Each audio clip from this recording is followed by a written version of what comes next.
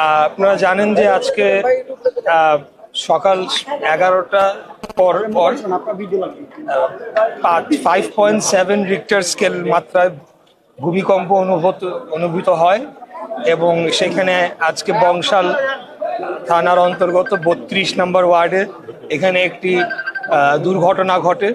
এখানে একটি ভবনের ওয়াল সেটি ধসে 3 জন নিহত হয়েছে। প্রথমে আমি তাদের আত্মার মাগফিরাত কামনা করছি।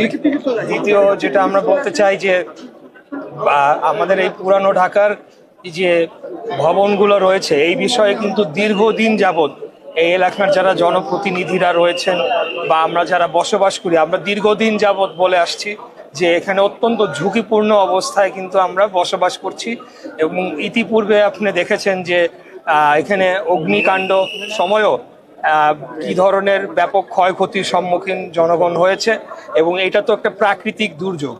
আমি মনে করি যে এখানে কেন্দ্রীয়ভাবে সরকারের একটা উদ্যোগ নিতে হবে এবং এই পুরানো ঢাকার প্রত্যেকটি ভবন চিহ্নিত করে এগুলোকে পুনর্নির্মাণ করা ছাড়া অন্য কোনো উপায় আসলে আমরা দেখতে পাচ্ছি না, আমি যতটুকু বুঝি। কারণ এখানে বেশিরভাগ ভবন দেখবেন যে একদম মানে পাশাপাশি একদম ওয়াল একটার সাথে লাগানো রয়েছে এবং এই মাত্রায় ভূমিকম্প হলে এটা আরো ভয়াবহ হতে পারে। ভবিষ্যতে যদি আবারও ভূমিকম্প হয় তাহলে সেটা আরো ভয়াবহ আকার ধারণ করতে পারে। তাই আমি বলবো যে আমাদের পুরান ঢাকার যে ঝুঁকি এই ঝুঁকিটা অন্যান্য যে কোনো এলাকার চেয়ে অনেক বেশি।